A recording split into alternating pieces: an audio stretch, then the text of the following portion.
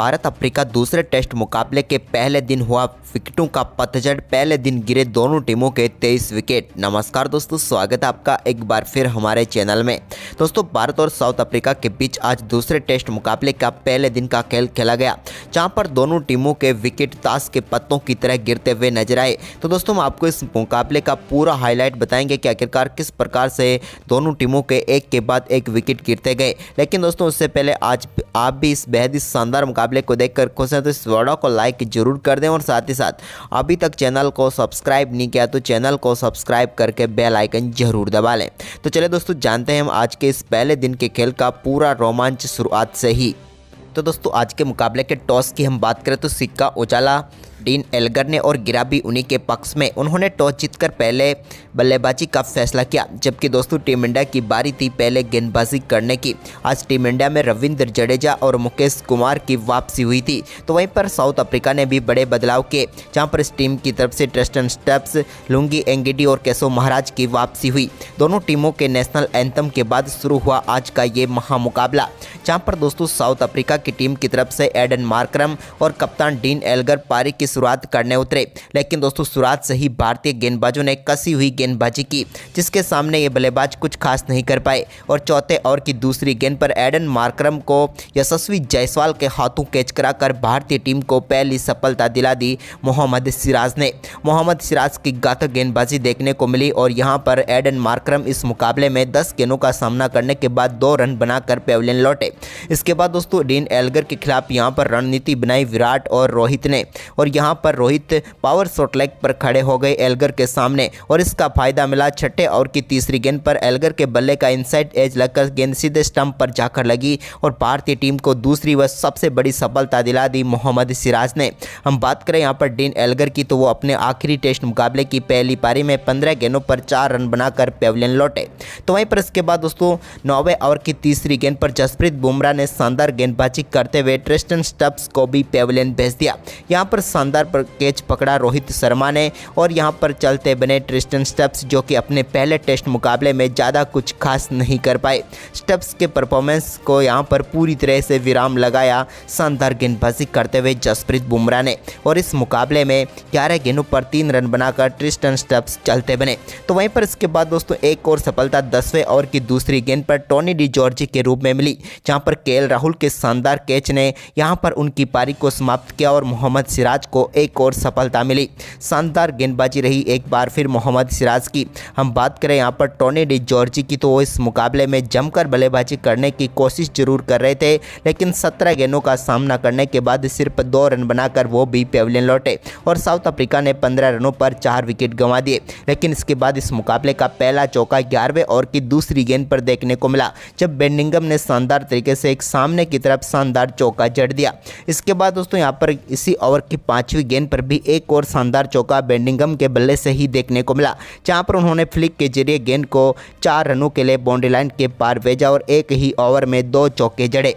लेकिन इसके बाद दोस्तों कंटिन्यू अपना स्पेल डालते हुए नजर आ रहे थे मोहम्मद सिराज, और यहाँ पर शानदार तरीके से 16वां ओवर भी इन्हें सौंपा गया। तो यहाँ पर दूसरी गेंद पर इन्होंने बेडिंगम को एक बार फिर यशस्वी जायसवाल के हाथों कैच कराकर पेविलियन भेज दिया और भारतीय टीम को एक और सफलता दिला दी। शानदार गेंदबाजी रही मोहम्मद सिराज की एक बार फिर, और बेडिंगम जो कि अच्छी बल्लेबाजी कर सकते थे उनको भी पेविलियन भेज दिया और वो 17 गेंदों का सामना करने के बाद 12 रन बनाकर पेविलियन लौटे।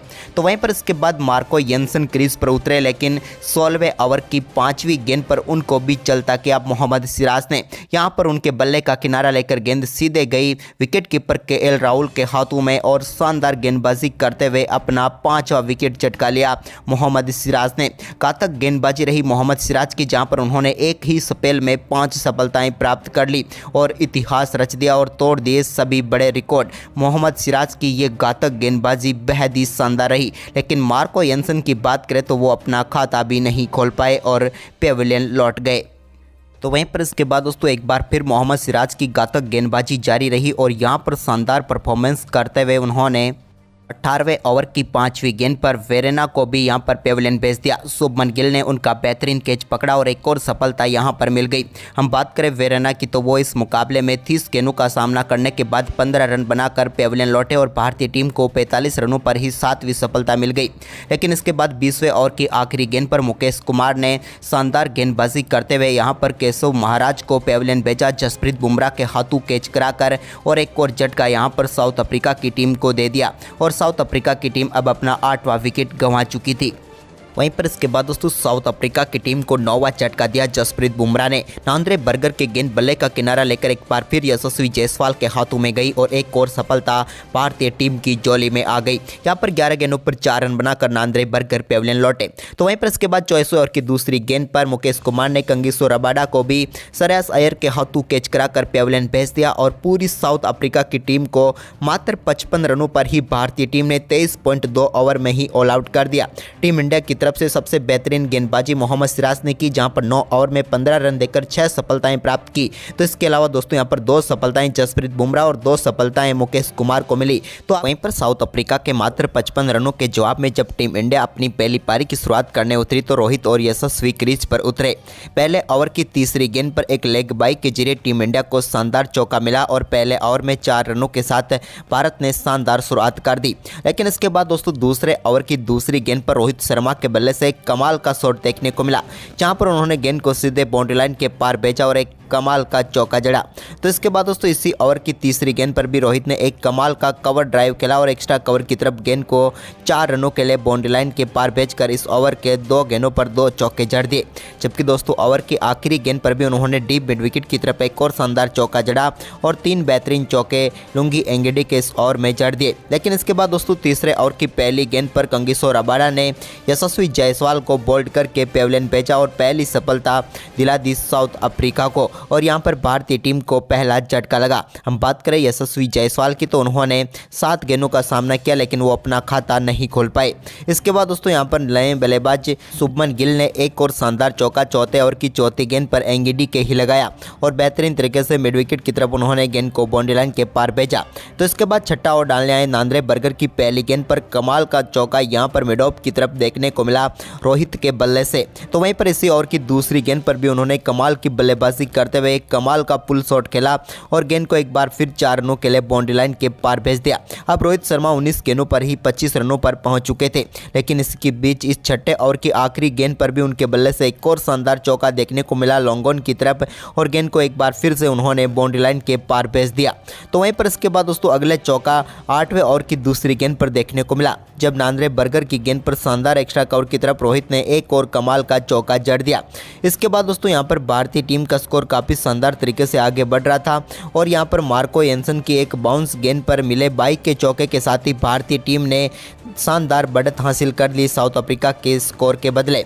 तो वहीं पर इसके बाद शुभमन गिल ने 12वें ओवर की चौथी गेंद पर मार्को येंसन के एक और शानदार कमाल का चौका जड़ा और इस चौके के साथ ही यहां पर भारतीय टीम के इन दोनों बल्लेबाजों के बीच शानदार 50 रनों की पार्टनरशिप 60 गेंदों पर ही पूरी हो गई।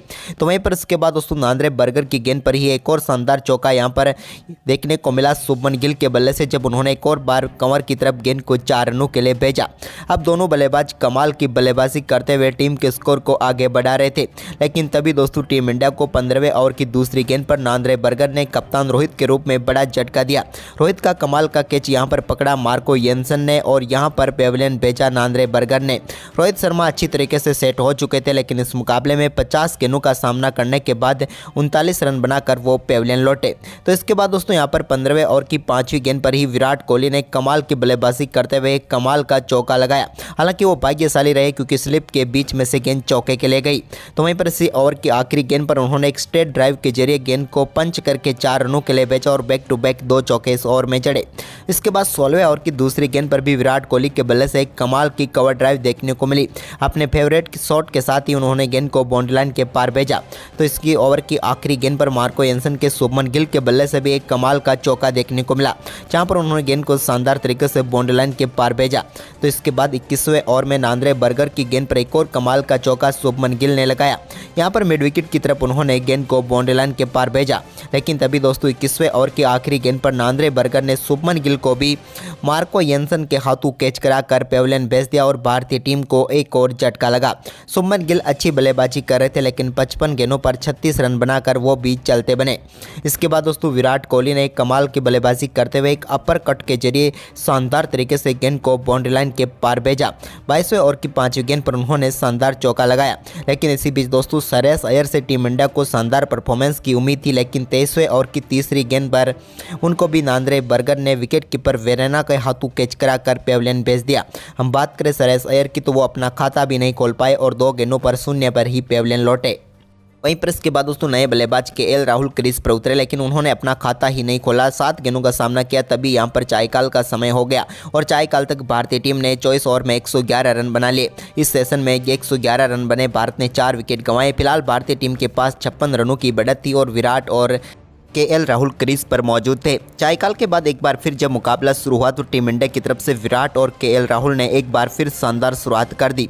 यहां पर दोस्तों शानदार बल्लेबाजी करते हुए विराट कोहली ने कमाल का चौका जड़ा। तो इसके बाद दोस्तों इस मुकाबले का पहला छक्का भी विराट के बल्ले से ही देखने को मिला, जब 27वें ओवर की दूसरी गेंद पर उन्होंने शानदार तरीके से गेंद को पुल शॉट खेलते हुए 6 रनों के लिए स्क्वायर लेग के ऊपर से बाउंड्री लाइन के पार भेज दिया।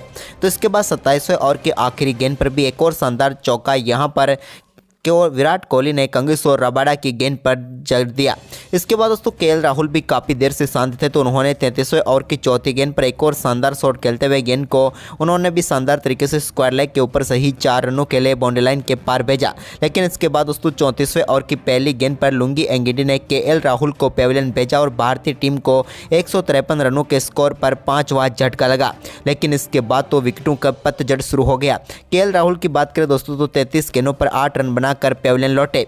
लेकिन इसके बाद 34वें ओवर की तीसरी गेंद पर नए बल्लेबाज रविंद्र जडेजा को भी यहां पर कैच करवाकर पेविलियन भेज दिया शानदार गेंदबाजी करते हुए लुंगी एंगिडी ने। और यहां पर एक और मार्को येंसन का कमाल का कैच देखने को मिला और रविंद्र जडेजा 2 गेंदों का सामना करने के बाद 0 पर ही पेविलियन लौटे। तो वहीं पर इसी ओवर की 5वीं गेंद पर लुंगी एंगिडी ने जसप्रीत बुमराह को भी यहां पर एक बार फिर मार्को येंसन के हाथों कैच कराकर पेविलियन भेजा और एक ही ओवर में 3 सफलताएं प्राप्त करके टीम इंडिया को यहां पर पूरी तरीके से बैकफुट पर धकेल दिया। हम बात करें जसप्रीत बुमराह की तो उन्होंने भी 2 गेंदों पर 0 रन बनाए। इसके बाद दोस्तों विराट कोहली भी यहां पर 35वें ओवर की दूसरी गेंद पर कंगिसोर रबाडा का शिकार बने। यहां पर एडन मार्करम ने शानदार कैच पकड़ा और भारतीय टीम को एक और झटका लगा। यहां पर विराट कोहली ने अच्छी बल्लेबाजी की, लेकिन 59 गेंदों पर वो भी 46 रन बनाकर पेविलियन लौट गए। तो इसके बाद 35वें ओवर की चौथी गेंद पर प्रसिद्ध कृष्णा को यहां पर रन आउट करके पेविलियन भेजा सिराज को, यानी कि प्रसिद्ध कृष्णा रन लेना चाहते थे, लेकिन यहां पर सिराज रन आउट होकर पेविलियन लौटे और एक और करारा झटका भारतीय टीम को लगा। सिराज भी अपना खाता नहीं खोल पाए और एक गेंद पर 0 पर पेविलियन लौटे। इसके बाद दोस्तों आखिरी विकेट के तौर पर रबाडा ने यहां पर प्रसिद्ध कृष्णा को भी पेविलियन भेज दिया, जिन्होंने 3 गेंदों पर 0 रन बनाए और भारतीय टीम एक समय तक 153 रनों पर 4 विकेट गंवा चुकी थी, लेकिन 5वां विकेट 153 रनों पर गंवाया और इसके बाद तो 153 रनों पर ही टीम इंडिया ऑल आउट हो गई और भारतीय टीम ने अपने आखिरी 6 विकेट गंवाए, जहां पर कोई भी रन नहीं बनाया और सिर्फ 11 गेंदों पर ही सभी 6 विकेट गंवा बैठी। टीम इंडिया का परफॉर्मेंस बेहद ही खराब रहा, लेकिन इसके बावजूद भारत को 98 रनों की बढ़त मिली पहली पारी में। वहीं पर दोस्तों दूसरी पारी में जब एक बार फिर एडन मार्करम और डीन एल्गर पारी की शुरुआत करने उतरे तो इस बार दोनों बल्लेबाजों ने सजी हुई शुरुआत दी। दोनों बल्लेबाजों ने शानदार परफॉर्मेंस करते हुए एक के बाद एक कई बेहतरीन शॉट खेले और यहां पर टीम को शानदार शुरुआत दिला दी। लेकिन इसके बाद दोस्तों 11वें ओवर की दूसरी गेंद पर मुकेश कुमार की एक शानदार गेंद पर बल्ले का किनारा लेकर गेंद सीधे विराट कोहली के हाथों में चली गई और डीन एल्गर के टेस्ट कैरियर की आखिरी पारी का अंत भी हो गया। शानदार गेंदबाजी करते हुए यहां पर उनको पेविलियन भेज दिया मुकेश कुमार ने, लेकिन सभी भारतीय खिलाड़ियों ने उनको आखिरी पारी व आगे के लिए यहां पर बधाई दी। लेकिन शानदार बल्लेबाजी जरूर कर सकते थे डीन एल्गर, लेकिन अपनी आखिरी पारी में वो 28 गेंदों पर 12 रन बनाकर पेविलियन लौटे। तो वहीं पर इसके बाद दोस्तों भारतीय टीम को एक और सफलता 13वें ओवर की पहली गेंद पर मुकेश कुमार ने ही दिलाई। यहां पर केएल राहुल के हाथों कैच कराकर टोनी डी जॉर्जी को उन्होंने पेविलियन भेजा। टोनी डी जॉर्जी 7 गेंदों पर 1 रन बनाकर पेविलियन लौटे। तो इसके बाद दोस्तों एक और सफलता जसप्रीत बुमराह ने 16वें ओवर की दूसरी गेंद पर दिलाई और यहां पर ट्रिस्टन स्टब्स को आउट करके पेविलियन भेज दिया। स्टब्स भी इस अपने डेब्यू मुकाबले में कुछ खास नहीं कर पाए और 14 गेंदों पर 1 रन बनाकर चलते बने। इसके बाद दोस्तों यहाँ पर आज के दिन के खेल का समाप्ति हुई तो यहाँ पर साउथ अफ्रीका की टीम ने दूसरी पारी में 17 ओवर में 62 रनों पर 3 विकेट गंवा दिए। वो भारत के से अभी भी 36 रन पीछे थे। लेकिन दोस्तों आज के दिन के खेल की हम बात करें तो आज पूरे दिन 75.1 ओवर का खेल हुआ, जहाँ पर 270 रन बने और 23 विकेट गिरे दोनों टीमों के, जो कि काफ़ी ज़्यादा हैं। तो दोस्तों आज का ऐतिहासिक मुकाबला आपको कैसा लगा, आप हमें कमेंट में ज़रूर बताएं। धन्यवाद।